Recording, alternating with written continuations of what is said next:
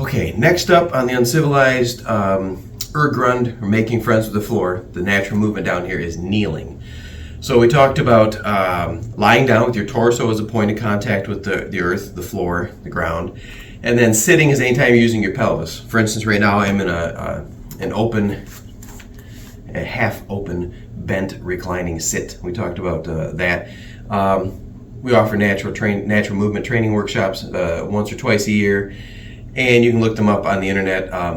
Actually, this is a good time to make a plug. Mike Fitch from Animal Flow, Katie Bowman, Nutritious Movement, Gold Medal Bodies, GMB. These are great resources to learn how to move your body properly. But let me stay on track here.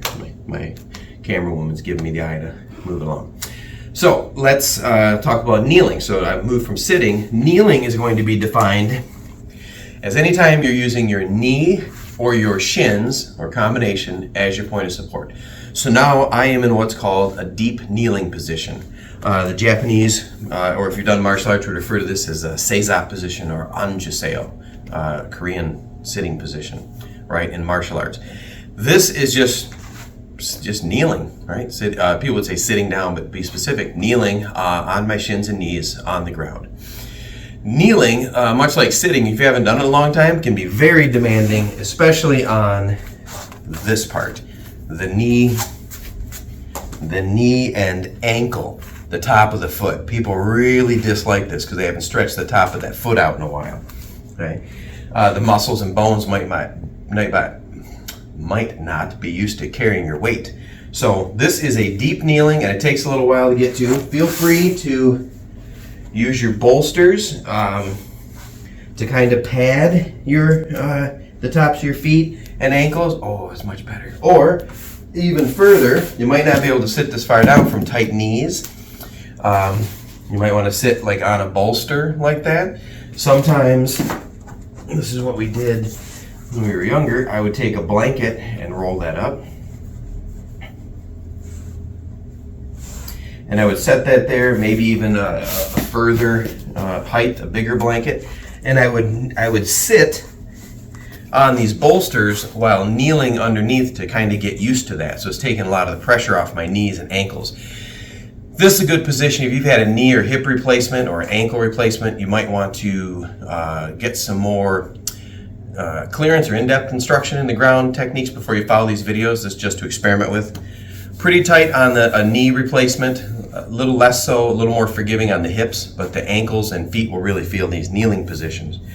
Kneeling is a great way to sit down and stretch the top of those feet, especially these extensor muscles and tibialis anterior along the front of your shin and onto your foot. They don't get stretched very often. They're always in this partially flexed position. It's not a lot of stretch that comes through there in daily living. So kneeling down can really help you loosen those up. All right. Kneeling basics. The deep kneeling. The tall kneeling. So when I come up on my knees, I'm kneeling down. Maybe I'm looking around, I can increase my visual field, maybe check for what was that noise or something. Then I go right back down to my kneeling, do whatever I'm doing. Between the tall and deep or low kneeling, I can go into a mid kneeling. So in this case, I've flexed my feet underneath, right? My pelvis, so I'm in probably a mid kneeling, right? We'd say a mid kneeling, right? From here, I shift my weight to my knees, straighten my feet out, and go back down to my deep kneeling. A great exercise to loosen up your toes and feet in the morning is just to cycle back and forth between the mid kneeling and the deep kneeling.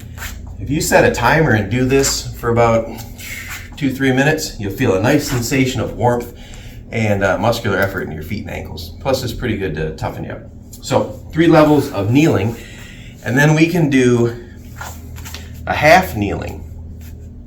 I'm bearing my weight on this rear knee and or shin, but I'm up. Here we would call this a tall half kneeling because I'm up.